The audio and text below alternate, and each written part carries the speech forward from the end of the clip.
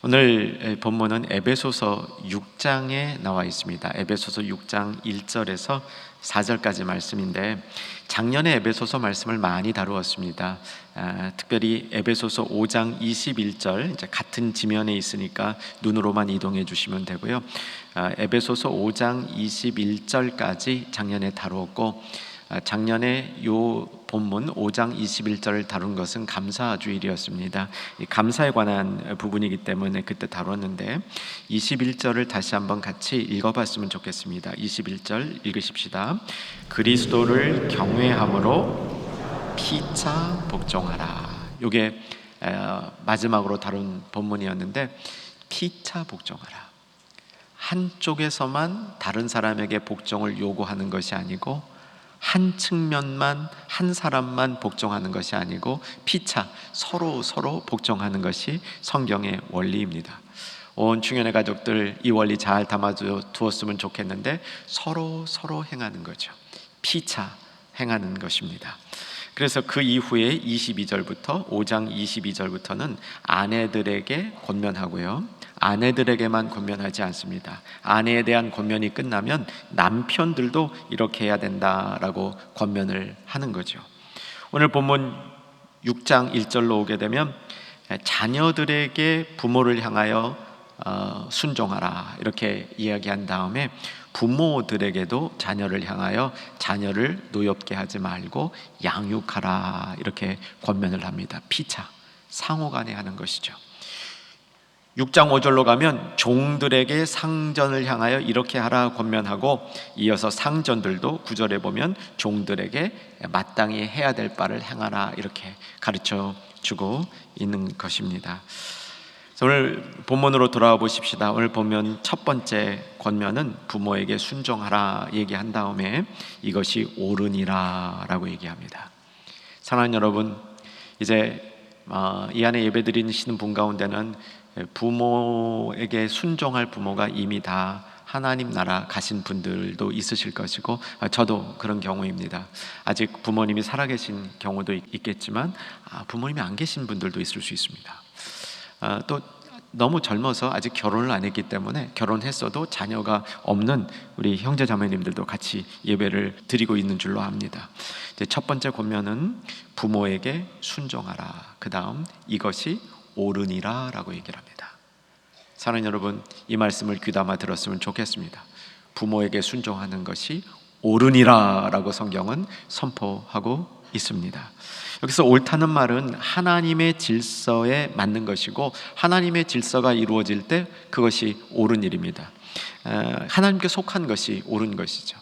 그런데 우리 예수 믿는 사람들은 하나님 뜻을 어기는 것이 더 힘듭니다.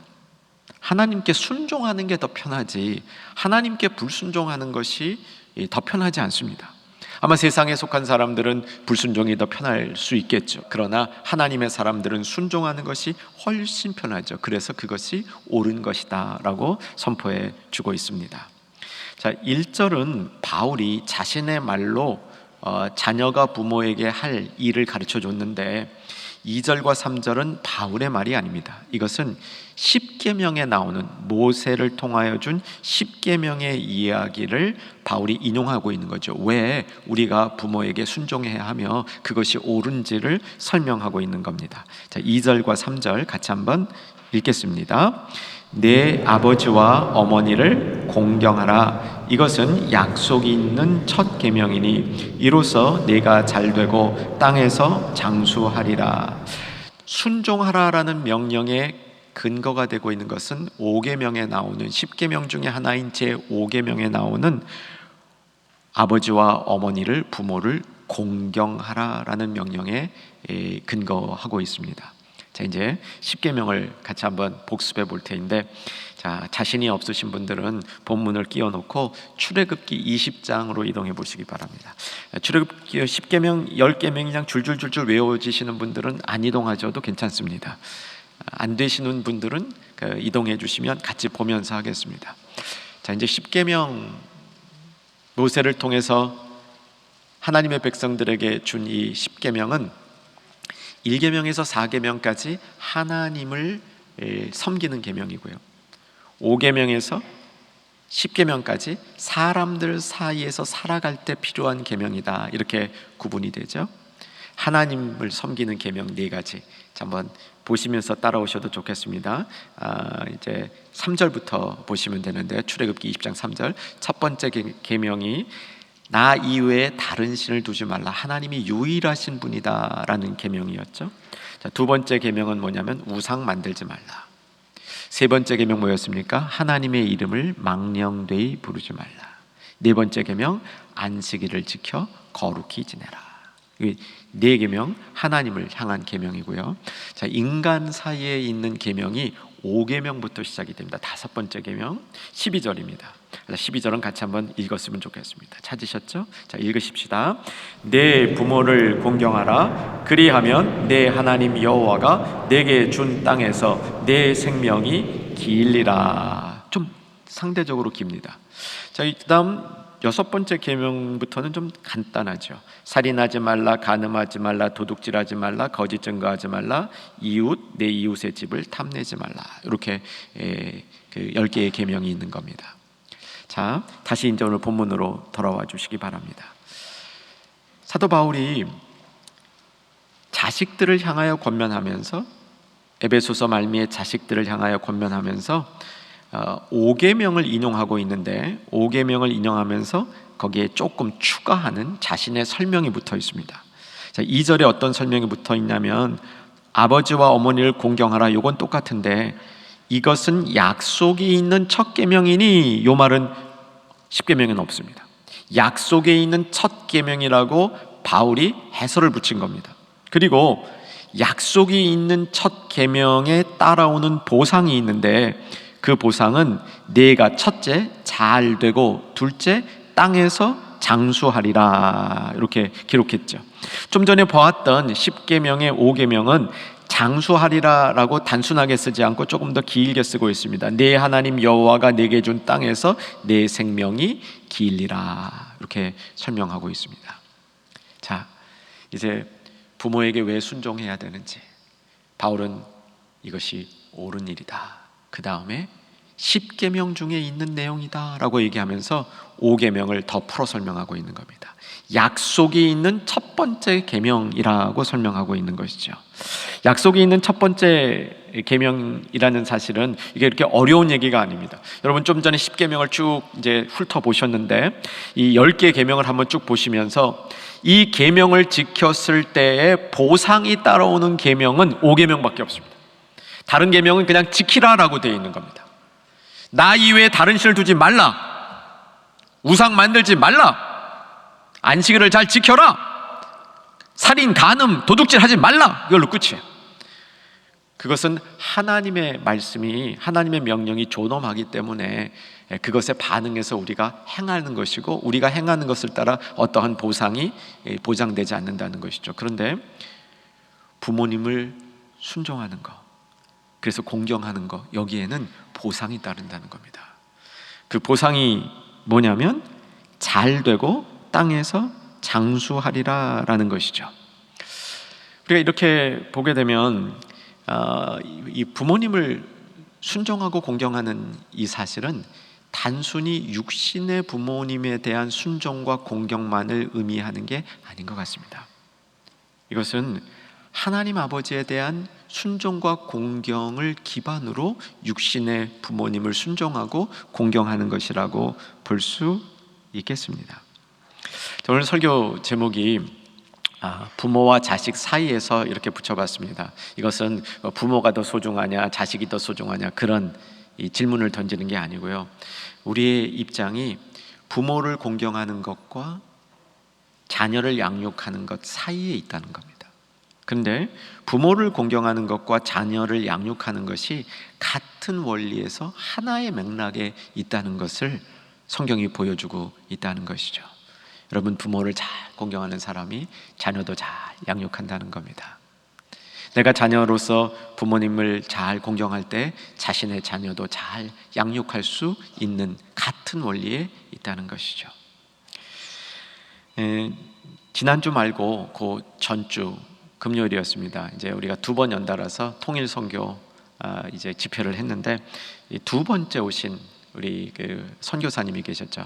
아주 긴 시간을 북한 선교를 위해서 쓰임 받았던 이 선교사님인데 이 선교사님이 처음 말씀을 전해 주실 때 많이 하신 말씀이 있죠. 아마 그때 말씀을 우리 비대면으로 참석하신 분도 굉장히 많으시더라고요. 기억나십니까? 예 어머니 기억나시죠? 예 어머니. 예 어머니가 이 선교사님이 자신의 인생을 제대로 살 수 있었던 하나의 비결이었죠. 부모님 앞에 순종하는 거였죠. 근데 그 스토리를 들어보니까 참 상당히 충격적이지 않았습니까? 어머니께서 아들에게 자신의 선교 비전을 이렇게 이양하는 겁니다. 내 거 강제로 시키는 게 아니라 하나님이 나에게 맡겨주신 이것을 자식을 통해서 실현하는 이게 그 연대 관계가 있음을 보여주는 거예요. 부모와 자식이 분리된 이런 존재가 아니라 영적으로 하나 되어 있는 존재라는 걸 보여주는 거예요. 그래서 어머니가 아들에게 이 북한 선교를 맡기고 싶은 거야. 근데 북한에 가려니까 대한민국 여권 갖고는 안 되는 거야. 거기 갈 수 있는 여권 중에 하나가 미국 여권이니까 미국 이민을 보내는 그런 어머니의 마음이 있었잖아요. 이민 보내려니까 자금이 없었던 거예요. 돈이 없었던 거예요. 어머니가 무슨 생각을 했냐면 자신의 눈을 팔아가지고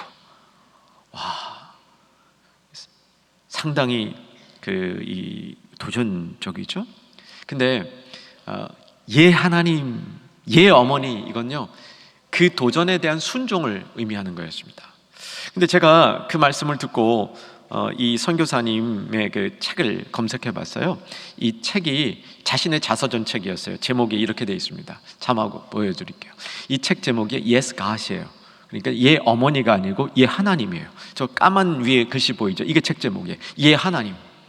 사실은 예 어머님이 표제가 아니고 예 하나님이 주제인 거예요. 근데 어머니 앞에 순종하는 것이 곧 하나님 앞에 순종하는 것이다. 그 비밀이 담겨 있는 간증이라는 사실입니다.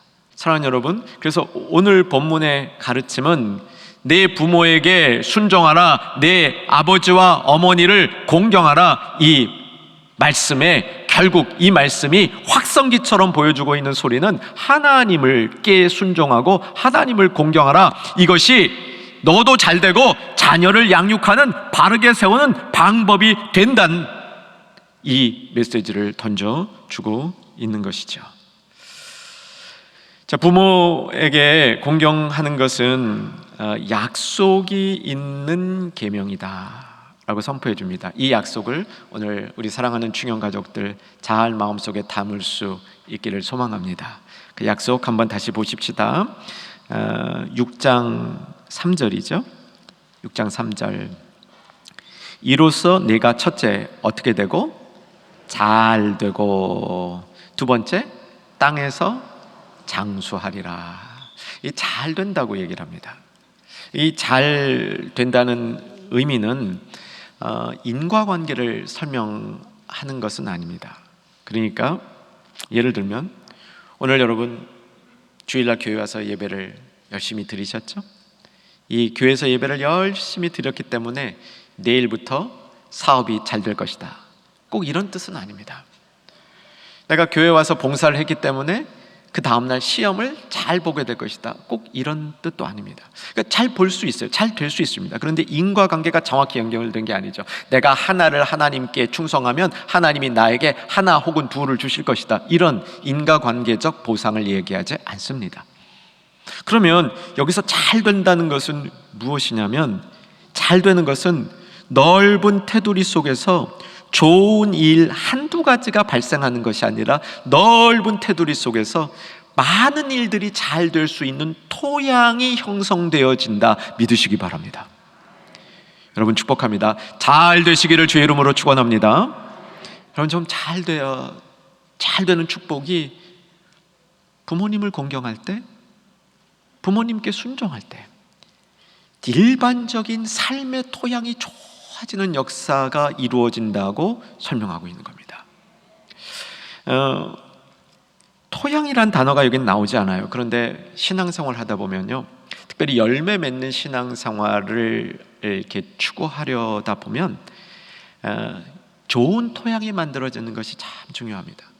교회도 좋은 토양의 교회가 이루어지는 게 필요하고요. 가정도 좋은 토양이 이루어지는 게 필요합니다. 자녀들을 양육할 때에도 이 자녀가 어떤 그 한두 가지 성취하는 것에 관심을 조금은 덜 두시고 우리 자녀들이 좋은 토양이 될 수 있는데 더 많은 관심 가지시기를 주 안에서 부탁드립니다. 좋은 토양이 어떻게 만들어지냐면, 좋은 토양은 좋은 씨가 뿌려질 때, 좋은 말씀의 씨가 뿌려질 때 좋은 토양이 이루어집니다. 그 씨가 30배, 60배, 100배 열매를 당장 맺는 씨도 있지만, 어떤 씨들은 그 안에 토양을 만들어가는, 토양을 좋게 하는 귀한 자양분으로 사용되는 씨앗들이 있다는 겁니다. 사랑하는 여러분, 오늘도 말씀, 복음이 여러분의 심령에 뿌려질 때 그 뿌려진 말씀이 좋은 토양으로 저와 여러분을 갖고 가는 축복이 임하기를 주 안에서 소망합니다. 우리 교회 안에도 그런 역사가 일어나야 되는 줄 믿습니다. 두 번째 축복은 땅에서 장수하리라. 십계명의 내용이 사실 우리가 이해하기 좀 더 좋은 것 같아요. 장수한다 그러니 이제 오래 사는 거 아닙니까? 근데 꼭 이 축복받은 게 오래 사는 거는 아니잖아요. 오래 안 살고도 축복받는 분들이 얼마든지 있고요. 장수하는 분들이 다 부모님을 뭐 이렇게 순종하고 공경했다, 이런 등식도 성립되지 않는 것 같습니다. 그래서 원래 십계명에 모세가 한 말씀을 놓고 보면 네 부모를 공경하라, 그리하면 내 하나님 여호와가 내게 준 땅에서 내 생명이 길리라. 내 생명이 길리라, 이렇게 조금 더 이렇게 넓게 표현하고 있는 것을 발견합니다. 사랑하는 여러분, 생명이 길어지기를, 생명이 더 많이 확장될 수 있기를 주 안에서 소망합니다. 이게 근데 오래 사는 게 축복이 되려면요, 오래 사는 게 축복이 되려면 오래 산 기간의 길이가 중요한 게 아니고, 그 길어진 기간이 하나님을 섬길 수 있는 기회가 많아졌을 때 그게 축복입니다. 아멘 되시죠?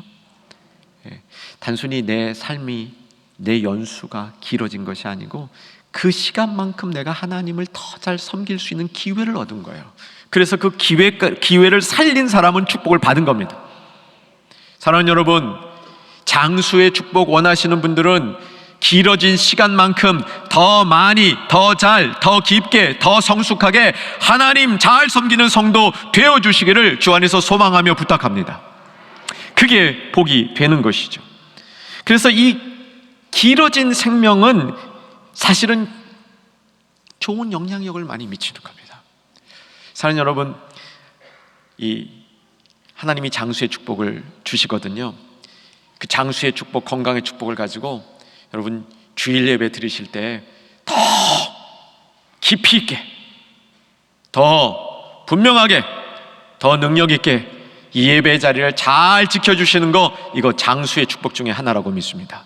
내가 그 자리에 앉아서 예배 드리는 그 모습만 보아도 주변 사람들이 참, 저렇게 나도 예배 드려야 되겠다, 저분이 있어서 나의 예배가 살아난다, 이런 기회를 삼을 때 이것이 영적 영향력을 다른 사람들에게 미치는 그 시간이 된다는 사실이죠. 이제 오늘 본문에 나오는 장수라는 말이 이 성경에는 잘 안 쓰는 말이에요. 그러니까 사도 바울이 조합해서 만든 겁니다. 원어의 의미는 마크로라는 말은 이제 크다, 넓다, 멀다 이런 뜻이죠. 굉장히 큰 걸 얘기할 때 마크로라 그러죠. 그 다음에 이제 시간이라는 거예요. 그래서 원어는 마크로, 크로노이스인데 이제 시간이 길다, 시간이 넓다 이런 의미긴 해요. 근데 여기서 시간이라는 것은 흐름의 시간이 아니라 기회의 시간이라고 볼 수 있습니다. 기회의 시간. 나에게 주어지는 그 기회의 시간을 많이 잡을 수 있을 때 축복이 된다는 사실이죠. 또 우리의 장수가 축복이 되는 방법은 나 혼자 하나님을 믿고 끝나면 이 축복이 단절되는 거죠. 누군가가 그 믿음을 계승할 수 있어야 됩니다. 오늘 본문에서는 자녀들이 그 믿음을 계승할 수 있도록 하는 것이 축복이라고 설명해 주고 있는 것이죠. 부모를 공경하면 부모가 공경하는 하나님을 공경할 수밖에 없습니다. 부모에게 순종하는 사람들은 그 부모가 순종하고 있는 하나님께 순종할 수밖에 없는 것이죠. 여러분, 이런 믿음을 부모님께 받은 성도님들은 그 믿음을 자녀들에게 전수해 줘야 됩니다. 제가 이제 그 목회를 하면서 경험하는 게요, 우리들 중에는 기도의 은사를 받은 분들이 제가 생각한 것보다는 훨씬 많더라고요. 특별히 이 자매님들 중에 기도의 은사를 받은 자매님들이 상당히 많더라고요. 젊은 이 여성 집사님 중에서도 기도를 하나님이 시켜서 기도에 훈련되고 있는 분들이 내가 생각한 것보다는 훨씬 많았습니다. 그런데 특징이 있었어요. 어머니가 기도하는 어머니 분들은요, 그 딸들 중에 꼭 그걸 계승한 딸들이 있더라고요. 이게 이 땅에서의 이 생명이 길어진다는 것은 신앙이 계속적으로 좋은 모습으로 전수되어질 때 그것을 통해서 장수한다, 이 선포가 이루어지는 줄로 믿습니다. 여러분, 우리 충영교회도 이런 전통들이 자꾸 개성됐으면 좋겠습니다. 오늘 부모님께 순종하라 했습니다. 공경하라 했습니다. 이것이 옳은 일이라 했습니다. 5계명을 설명했습니다. 5계명은 다른 어떤 계명과는 달리 약속이 있는, 보상이 있는 계명이다. 그 보상 중에 첫 번째, 잘 된다. 얼마나 좋습니까? 좋은 토양이 만들어진다. 얼마나 좋습니까? 그리고 이 땅에서 부모님을 공경하는 그 모습은, 특별히 하나님을 공경하는, 부모님을 공경하는 그 모습은 이것이 계속적으로 이어지는 축복이 더해진다, 이렇게 설명하고 있는 것이죠. 자, 이제 우리가 구체적으로 어떻게 부모님을 공경할 수 있을까 한 두 가지 살펴보기를 원합니다. 오늘 본문에도 나오는 것처럼 부모님을 공경하는 첫 번째 방법은 잘 들어드리는 겁니다. 순종하라, 순종의 뜻이 뭡니까? 잘 들어드리는 겁니다. 그런데 모든 잔소리를 다 잘 들어드리는 것은 아닌 것 같습니다. 저도 이제 조금씩 이 나이라는 게 들어가니까 조심하고 있습니다. 나이 들면 말이 많아지는 것 같아요. 저도 이제 계속해서 설교가 길어지지 않도록 조심하고 있습니다. 제가 추구하고 있는 바, 센스 있는 목사가 되기 위해서. 근데요, 여러분, 나이 드실수록 센스 있는 부모님 되어주시기를 부탁드립니다. 말은 간결하게 하는 게 좋습니다. 노력하지 않으면 점점 말이 많아집니다. 근데 그 부모님에 대해서 자녀가 공경한다는 것은 부모님의 모든 잔소리를 내내 하고 듣는 것도 있지만, 제일 중요한 것은 부모님이 전달해주고 싶은 이야기는 소중히 붙들고 있는 겁니다. 그래서 우리 부모님이 나에게 이거는 전달해 줬습니다. 이렇게 살라고, 이렇게 신앙생활 하려고 이거는 전달해 줬습니다. 요거를 붙들고 있는 거죠. 사실 저는 제 육신의 할머님이 참 권사님이셨는데, 육신의 할머님으로부터는 많은 신앙적 영향을 못 받은 것 같아요. 근데 이 말씀을 준비하면서 육신의 할머니가 저에게 남겨주신 얘기 중에 내가 뭐를 붙들고 있는가, 뭐를 붙들고 있었나 생각해 보니까 하나 있어요. 뭐냐면, 나대지 말라. 그게 머릿속에 이렇게 남아있어요. 나대지 말라. 제가 어릴 때 들은 얘기인데, 우리 할머니가 그 얘기를 해주시면서 저한테 굉장히 마음을 담아 해주셨던 이런 기억이 있어요. 그래서 이거를 제가 소중하게 간직하고 있는 것 같습니다. 두 번째, 이 부모님을 공경하는 방법 두 번째는 그 부모님이 나의 부모님인 것을 기뻐하며 감사하는 겁니다. 이것은 부모로서 가장 큰 공경을 받는 모습이 됩니다. 처음에 이민 목회에서 처음 담임을 시작했을 때, 그 당시에 장로를 세워서 장로로 임직하는 그 준비를 할 때, 제가 조금 다른 목사님들이 안 하던 걸 하나 한 적이 있었는데요. 디모데후서 3장 7절에 보면, 이 장로로 임직되는 분들은 외인들에게도 선한 증거를 받아야 된다 그래가지고 임직 전에 임직 후보자들에게 당신을 잘 알고 있는 믿지 않은 사람을 한 분씩 저한테 알려달라 그랬어요. 그래서 알려달라 그래가지고 임직 전에 어떤 분은 직접 찾아가기도 하고 어떤 분은 전화 걸기도 해서 확인했습니다. 아무개 씨가 교회에서 중요한 직책을 맡으려고 그러는데 그분에 대해서 어떻게 생각하십니까? 하고 체크를 했어요. 이거 좋은 방법이지 않습니까? 좋은 방법인데 근데 그러다가 야, 이게 믿지 않는 사람에게만 물어볼 게 아니다. 가장 확실한 것은 자녀에게 물어보는 거다. 이런 생각이 들었습니다. 그래서 자녀에게 물어본 적이 있었어요. 근데 그 해에 이제 장로 임직되신 분이 딱 한 분이셨는데 이분의 아들, 외아들인데 고등부에 있다 이제 대학에 간 친구인데 이제 좀 제가 잘 알고 있는 그 학생이었어요. 참 똑똑하고 머리가 얼마나 좋은지 이게 수재 이 리스트 안에 들어가 있는 이런 친구였고 뭐 공부도 잘하고 운동도 잘하고 뭐 그런 이렇게 남들이 부러워하는 아들이었습니다. 근데 임직을 하시려는 그 집사님은 사회적으로는 뭐 그렇게 성공한 분은 아니었어요. 자신에게 주신 특별한 이런 그 손재주를 가지고 그것으로 이제 생업을 하시는 성실한 분이었습니다. 아들은 굉장히 이렇게 그 장래가 촉망된 아들이었고요. 그래서 그 아들한테 물었습니다. 아버지가 장로 되실만 하다고 생각하니? 그랬는데 이 아들이 주저함 없이 우리 아버지는 자격이 있습니다. 우리 아버지는 나에게 최고의 아버지입니다. 그 말을 이렇게 듣는 순간 저는 그 이야기가 우리가 하나님을 향해서 고백해야 될 우리의 고백이 되어야 된다고 믿었습니다. 하나님 최고입니다. 그리고 그 하나님이 나에게 육신의 부모님으로 허락하신 이 부모님은 최고입니다. 이렇게 고백할 수 있는 것이 부모를 향한 공경의 마음입니다. 혹 나이가 아직 젊어서 나의 자녀보다는 부모님을 섬겨야 될 그런 연대에 있는 오늘 예배드리는 충현의 가족들이 있다면 여러분의 마음이 부모님들에게 전달될 수 있었으면 좋겠습니다. 어머니 아버지는 나에게 최고의 어머니 아버지입니다. 이런 마음의 고백이 전달되어질 때 부모를 공경하는 그 일이 이루어진다고 믿습니다.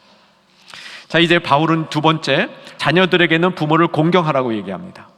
순종하라고 얘기합니다. 그러면 부모들은, 아비들은, 특별히 아비들이죠, 아버지들은 자녀들을 어떻게 하라고 얘기하냐면 양육하라고 얘기합니다. 여기 노엽게 하지 말고 이런 말이 나오죠. 노엽게 하지 말고는 방법이죠. 실제 핵심은 양육하라는 겁니다. 부모들은 자녀에게 양육의 책임이 있다는 사실이죠. 여러분, 부모로서 자녀를 양육하기 싫은 사람이 어디 있습니까? 이거 소홀히 하는 사람이 어디 있습니까? 가끔은 있어요. 정말 말도 안 될 정도로 자녀를 유기 방치하는 사람이 있습니다. 그런 사람들에게는 어쩌면 이 말씀이 굉장히 부담스러운 말씀일 수 있습니다. 어떻게 부모님께 순종합니까? 어떻게 부모님께 공경합니까? 늘 그래야 하는 겁니까? 내가 받은 상처는 매우 큰데요. 이런 분이 있을 수도 있습니다. 그러나 그분들에게도 하나님의 치유의 역사, 하나님이 마음을 바꿔주는 역사 일어날 수 있다고 믿습니다. 아비가 자녀를 노엽게 할 수 있다고 성경이 선포합니다. 이건 사실입니다. 요즘은 아빠들이 자녀들에게 너무 잘하는 것 같아요.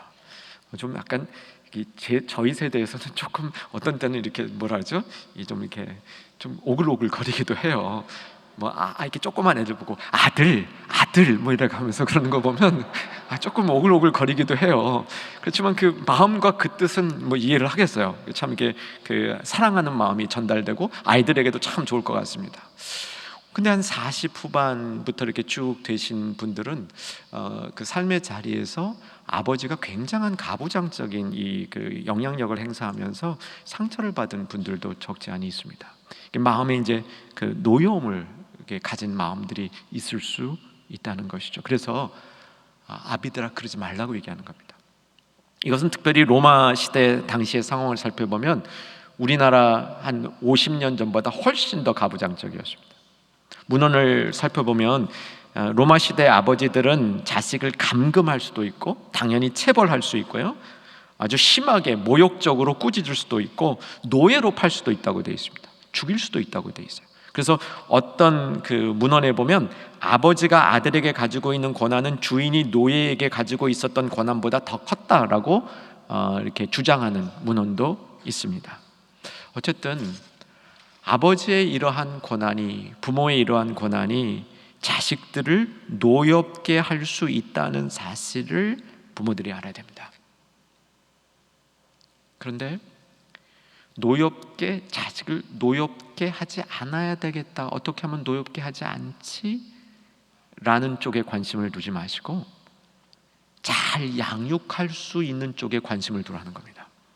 사랑하는 여러분, 나이가 많으시고 여러분의 자녀가 이제 굉장히 장성이 아니라 여러분의 자녀도 이제 늙어가는 그런 이제 상태에 있는 부모님들도 있을 수 있겠습니다. 그런 부모님들도 자녀를 계속 양육할 수 있습니다. 자녀 양육은 내가 이 땅을 떠날 때까지 계속되는 거다 잊지 마시길 바랍니다. 자녀가 되었으면 내가 나이가 많이 들었어도 부모로부터 양육을 받아야 된다라는 사실을 잊지 마시기를 바랍니다. 여기서 양육하다라는 말은 영양분을 제공하다라는 말입니다. 영양분을 제공해서 튼튼하게 만들어준다, 그런 말입니다. 자녀를 양육해서 튼튼하게 만들어주는 것은 부모가 이 땅에 있는 동안에 가져야 될 책임이라고 얘기하는 거죠. 방법이 음식을 만들어주는 것이 아니라 교훈과 훈계를 통해서 하는 것이다, 이렇게 설명합니다. 교훈과 훈계라는 말을 정의하면 교훈은 하나하나 따라 할 수 있도록 실예를 보이면서 가르쳐주는 게 교훈입니다. 여기 원어 볼 때요, 여기 훈계라는 말은 정신을 차리도록 깨우쳐주는 것이 훈계입니다.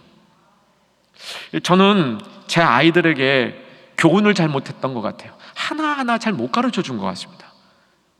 그냥 어릴 때부터 너무 훈계하려고 그랬던 것 같아요. 하나하나 가르쳐주는 것, 지금 이 본문을 보면서 제 마음속에 저는 참 잘못한 것 같습니다, 이렇게 하나님 앞에 돌이킵니다. 특별히 어린 자녀일수록 교훈하는 것이 필요하죠. 하나하나 가르쳐주는 것이 필요합니다. 근데 저희 아버님은 저한테 훈계를 잘 하신 것 같아요. 잔소리가 많지 않으셨습니다. 그리고 이렇게 어려운 분인데 어렵게 만들지도 않으셨어요. 근데 꼭 필요할 때 필요한 말씀을 해주셨는데 그게 저한테 참 도움이 많이 됐습니다. 예를 들면 학교에 다니는 중간에 어느 기간 동안 뭘 이렇게 잃어버리는 게 많아서 잃어버리고 두고 오고 뭐 이런 것들이 많았어요. 근데 딱 한 말씀 하시더라고요. 삶을 좀 정돈하면서 살아야 되겠다 그러는데 그게 뭐 그 안에 대한 반발이나 그런 게 너무 감사한 거야. 그래, 맞아, 내가 좀 그래야 되지. 이게 훈계입니다. 알아들을 수 있도록, 깨달을 수 있도록 잘 적절하게 얘기해 주는 것이 훈계인 것이죠. 요즘에 젊은 세대 부모님들이 자녀 양육에 있어서 잘 못하는 것이 있는데 이렇게 설명을 하더라고요.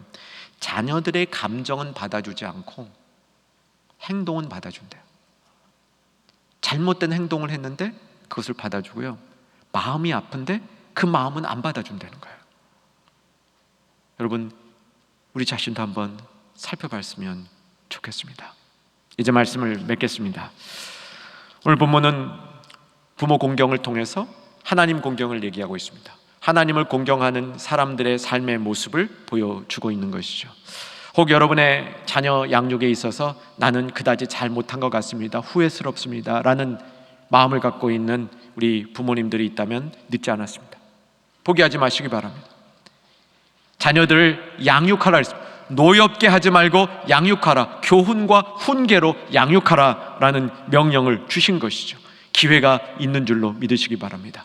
우리의 마음이 있다면, 내가 정말 하나님을 공경한다면, 하나님께 순종한다면 자녀를 잘 양육할 수 있는 그런 기회와 능력이 나에게 주어진다는 사실을 꼭 기억했으면 좋겠습니다. 제가 경험했던 이야기 하나 나누고 오늘 말씀 마치겠습니다. 어떤 아버지가요, 임종을 맞이했습니다. 임종을 맞이했는데 자녀들을 이렇게 다 임종을 맞이하니까 자녀들이 다 모였어요. 자녀들이 다 모였는데 자녀들에게 이제 마지막 아버지가 이제 마지막 교훈할 수 있는 그런 시간인데, 유독히 믿지 않은 막내에게만 길게 얘기를 하는 겁니다. 근데 다른 자녀들이 나에게도 좀 한 말씀 해주시지 이러고 이제 기대를 하고 있었는데, 아버지가 다 말씀을 마친 다음에 이런 말씀을 남겼답니다. 믿는 애들은 다 천국 가면 만날 테니까 너네들한테는 할 말 없고, 믿지 않는 녀석 못 만날 수도 있으니까 얘만 다 내가 얘한테만 얘기한다.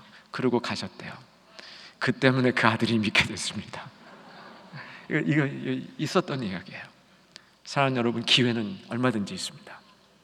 내가 하나님을 공경하고 자녀를 양육하려는 마음을 갖고 있을 때, 우리 주님이 주신 그 명령이 이루어지는 줄로 믿으시기 바랍니다.